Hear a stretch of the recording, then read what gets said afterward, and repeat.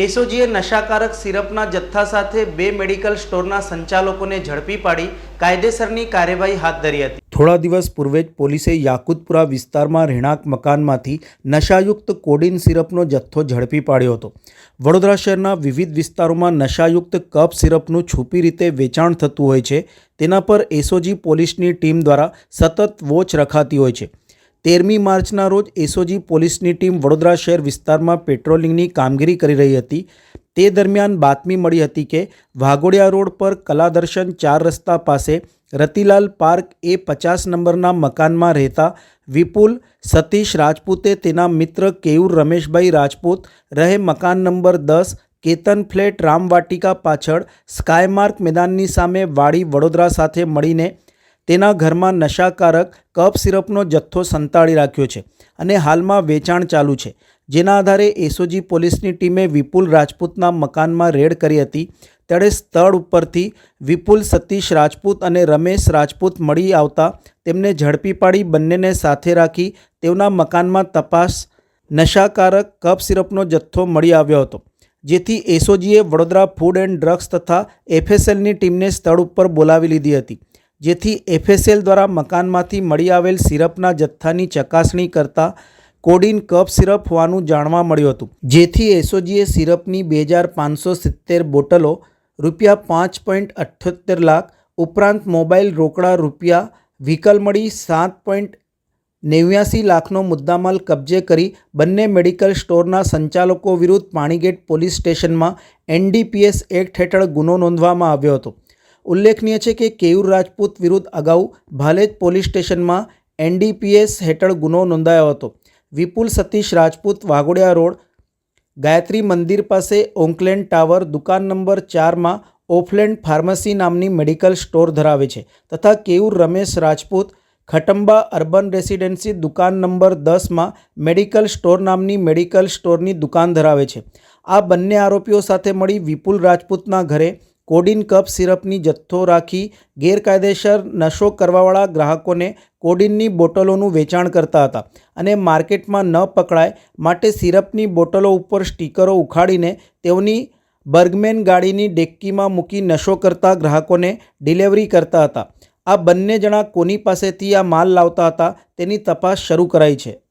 દવાની આડમાં નશીલું કફ સિરપ વેચવાની એક એમો ધરાવતા બે ઈસમોને પકડવામાં અને એક માતબર જથ્થો સીઝ કરવાની એસઓજીને આજે સફળતા મળી છે।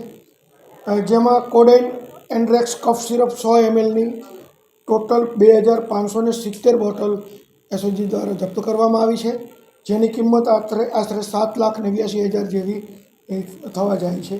જેમાં બે આરોપી છે વિપુલ સતીશભાઈ રાજપૂત અને બીજા છે કેયુર રમેશભાઈ રાજપૂત, જેઓ બંનેને આ ગુનાના કામે ધરપકડ કરવામાં આવી છે અને રતિલાલ પાર્ક સોસાયટી કલાદર્શન 4 રસ્તા પાસે તેમના ઘરેથી આ મુદ્દામાલ મળી આવેલ છે।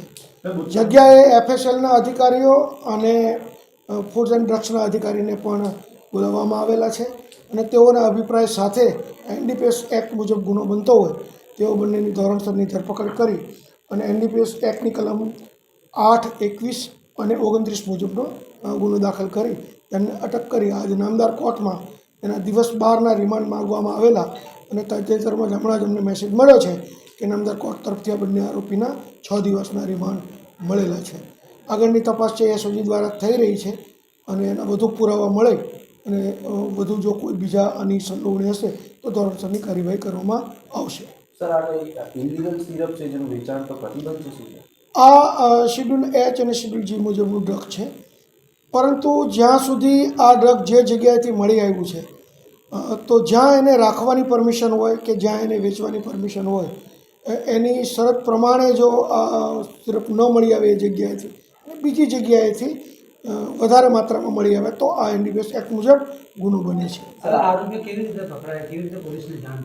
એસઓજીને એક અંગત બાતમી હતી કે આ પ્રકારના આરોપીઓ પોતાના આર્થિક લાભ માટે આવી પ્રવૃત્તિ કરી રહ્યા છે।